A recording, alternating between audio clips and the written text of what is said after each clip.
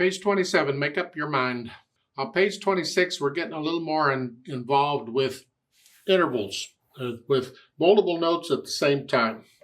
Remember I told you that we have this kind of a thing and this, and they're both C7 chords, different flavors. I call them flavors, nobody else does, but I like flavors, so I call them flavors. But we have different flavors of intervals. Remember, an interval is the distance between any two notes. A second, a third, fourth, fifth, sixth, seventh, 8, 9, 10, 11, blah, blah, blah, okay? Well, there's different flavors of intervals. Here, we're talking about thirds, and we're talking about fifths, because those are the things in a chord, here and here, or here and here. See, this is made up of 2 thirds, this third and this third, or if you do that, that's a fifth.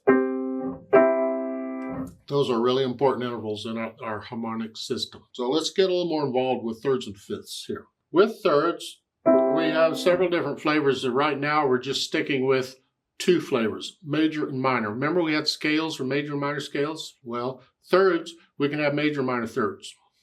That doesn't mean you can have a major and minor of every interval, because you can't. Don't take this any further than I'm talking here. I'm talking an interval of a third. I can have a major third or a minor third. And that, figuring out which is which, well, we go back to half steps. Remember, half step is the shortest distance, the closest we can get any 2 notes. We use half steps to build stuff.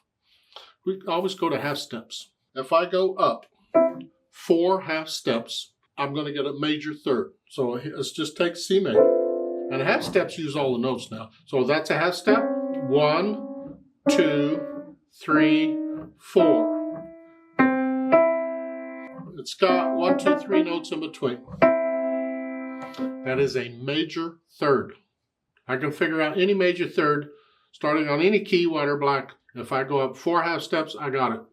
Say here, 1, 2, 3, 4 half steps. So that's a major third. Here, 1, 2, 3, 4. That's a major third. They all work the same way. Okay, major third. In our chord, the bottom third is a major third. Now, a minor third is simply 1 less. It's 3 half steps. So it's 1, 2, 3. It's just 3 half steps, and it works that way everywhere. So I can take a major third and I can go down 1 and make it a minor. Or I can take a major third and I can take the bottom one up 1 and make, that's a minor too. Because it's 1, 2, 3 half steps. Either way, they're both minor thirds. Okay.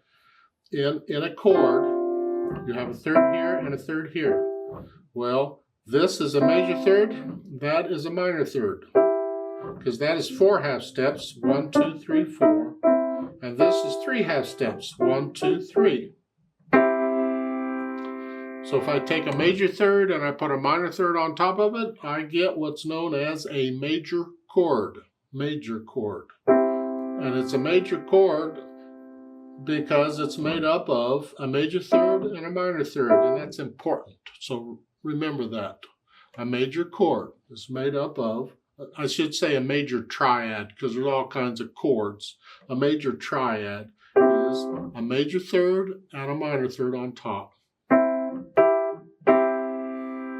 If I take this and take it down 1, so I have a minor third and a major third, I switched them. That is a minor triad, believe it or not. Major, minor. Okie dokie. Now let's talk fifths. Interval of a fifth. We don't have major fifths. The fifth, it's made up of all these half steps. 1, 2, 3, 4, 5, 6, 7 half steps. That's called a perfect fifth. It has to do with harmonic series and how the harmonics work. It's a major. It's a perfect fifth. It's an interval. By itself, it's kind of empty. It needs the third in it or some other note to fill it in. Yeah, it adds to it. just remember that a fifth in a chord, major or minor, doesn't matter because the outside notes are the same. The fifth for a major chord or a minor chord is a perfect fifth. It's made up of 7 half steps. I don't remember it by 7 half steps. I just know that in the key, whatever key I'm in, C major, white key, if I take the first note and the 5th note in the key, it is a perfect fifth. I can't do that with thirds because this is a major third, but this is a minor third because it's only got 3 half steps. Minor third, major third, major third, minor third, a minor third and major. See, so the thirds change from major to minor depending on which one it is, but the fifth, whatever it is, always a perfect fifth. Perfect fifth, perfect fifth, perfect fifth, perfect fifth. And we use them a lot, as I said, because a chord, a triad, uses the thirds, the major, the minor, and the perfect fifth a lot. Now, when I turn it over, say I take this note, put it on top, it's not in root position anymore. Well, this is no longer a fifth. It's a 6th now. That's something different. And this is a third because it's part of the original, but this is actually a 4th because it's one more. So this thing only works when it's in this position. Every other note. That's what we're talking about right now. Let's stick with that for now. And that's what we need to know for now. A major third, a minor third, and a perfect fifth. Keep it in mind. We're going to build on that a little later. Okay. And make up your mind, we're using major thirds and minor thirds. It looks a little ugly, what's going on here, but let's just break it down. I use the same system for you learning a piece of music. I trust that to get me through it. And let's try it. I look it over. It's a page long. It's longer than that because of the repeat sound. It's a page of music to learn. Treble bass clef, no sharps or flats in the key signature, so it's either C major or A minor. Remember, A minor is a relative minor. I look at the end. The end is at the fine, the end of the third line. We're here, the half note is here, here, and here. With those notes, C, G, and E, the names of the notes I'm talking, not where they are, but the names of the notes, that's a C major chord. I'm guessing this is probably in C major. Now I can change keys in the middle of the piece. I don't worry about that. I'm after the key because I want to know what scales I should be working on for now. And this tells me that I'm going to do the C major scale and the A minor scale, because those are the 2 scales with no sharps or flats in the key signature. So I'm going to do those. I got videos on them, blah, okay. 4/4 time signature, 1 hand at a time. We got these chords, C and an E here. It's 1 and 2 and that's held down for the rest of the measure. And the next measure, you come up here. It's like a 4 chord. 1 and 2, and then minor third. Remember in the third measure, that E flat, that's good for the rest of the measure. So, and then the 4th one, come up here, it's here. It's a minor third. That's really what you're doing. That's basically the piece. Now, at the last 2 lines, we're down here. Now we went into A minor. So you can go back and forth between the major and the relative minor easily because they have the same key signature. They sound good together. They fit well together. So I just, here, the last 2 lines are in A minor. Then we went to an A major chord.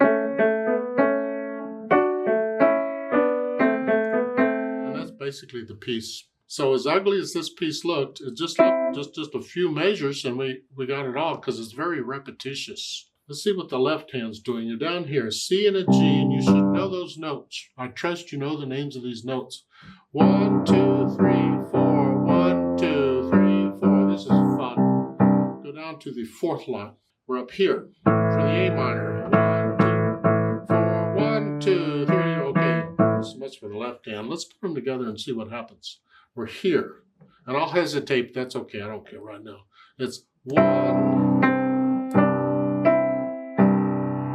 make sure you have the rhythm here, because the hands are not necessarily playing at the same time all the time. It's here, and then here, but now it's a here, here. I'm holding that down. 1 and 2 and 3, 4, 1 and 2.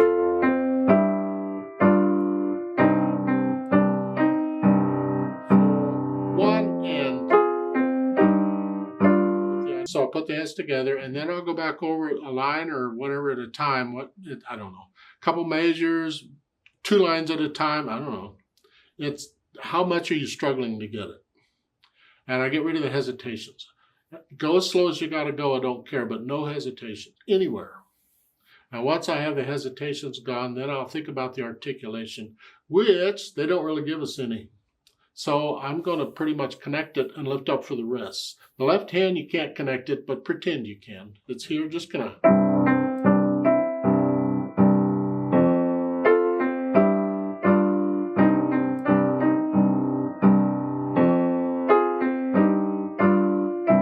All the way through. Now you do get staccatos in a few places in the left hand, where you just like the last 2 measures of the first line, staccato, here, both hands.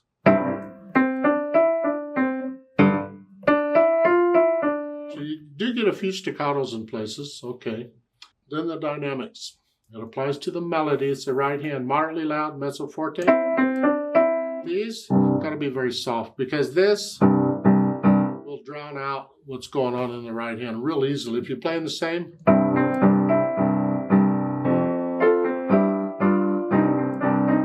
I hear is that left hand. Yuck. The left hand, listen to it carefully and make sure it stays in the background.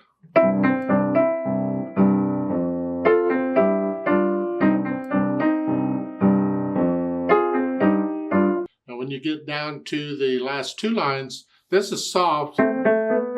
This is very soft.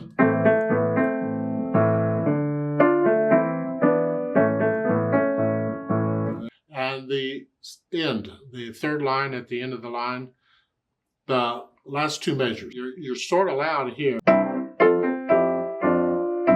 That's sort of loud, but then that half note, that's soft, both hands. There's no melody there, it's just a chord. And with the fermata, you just hold on to that for a little while. You can, in this case, because of the style of the music, you can pedal that half note at the end with the fermata.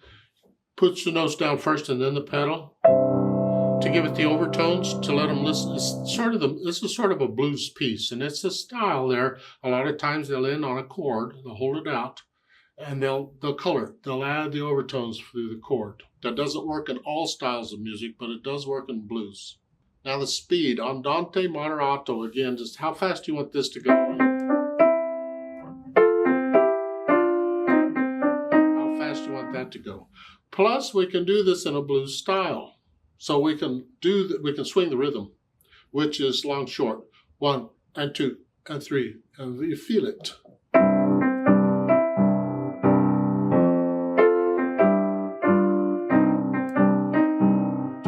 1 and 2 and 3, all the way through. Just feel it. Now, in the end of the 3rd line on the 2nd ending, when you're going to slow down the ritardando, and they put the ritardando above the staff because there isn't room between the staves. When you slow down like that, the swinging doesn't work, so you're pretty much going to have to play those 8th notes straight there. Yeah. That's what I would recommend. All right, so where are we going when? Because it looks like it's just 5 lines long. Wrong. It's a lot longer than that. At the end of the 2nd line, or you see the 1st ending there, that has a repeat sign that sends you back to the beginning to play the first line and a half again. And then the 2nd time you skip the 1st ending, you've already done it, you're finished. Do the 2nd ending, and there's no repeat sign at the end of the 2nd ending. So when you get to the end of the 2nd ending, you immediately jump down to the 3rd line. Don't do the 3rd ending yet. You got to do that the 3rd time through, and this is just the 2nd time through. So we finish on the 3rd line. We do the first 2 lines, then jump down to the 3rd line and play to the bottom. You see a DC Alfini. Remember, DC means go back to the beginning. So then you're going to go back to the beginning and play the first line and a half again. And don't do the first ending again. You played it once, you're done with it. Jump to the third ending, because this is the third time you played it. So you would jump from the second line, second measure, down to the third line, the last two measures. The third time you play it. Because there's three endings here. We can have any number of endings. And that's what it is.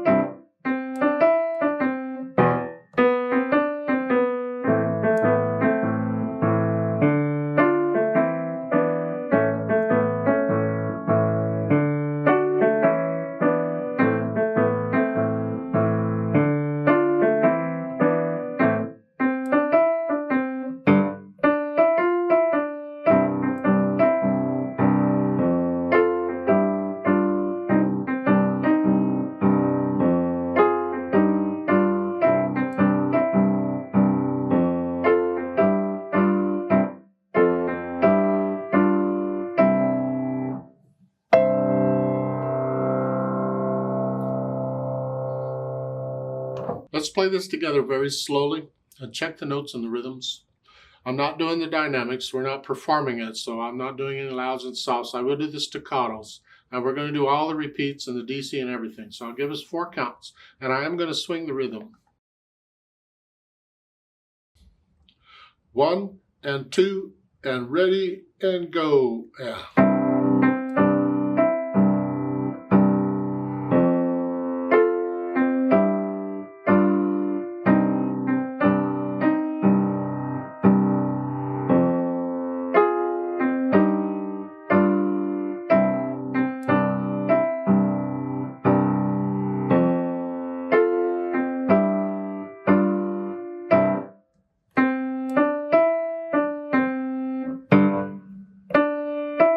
Repeat.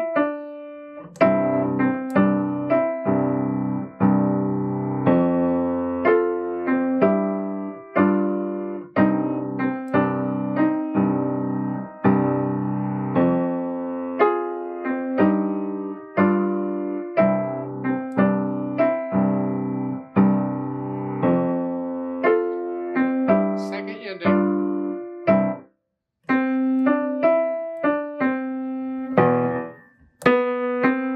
Third line.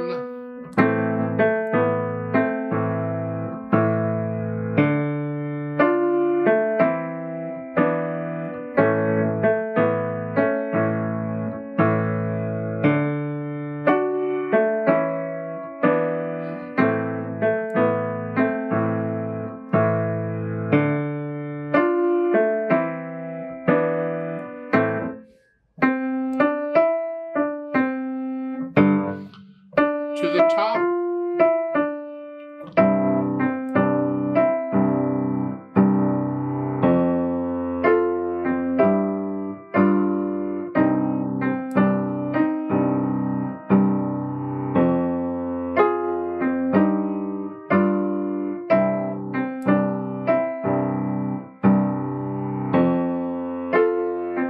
Third ending.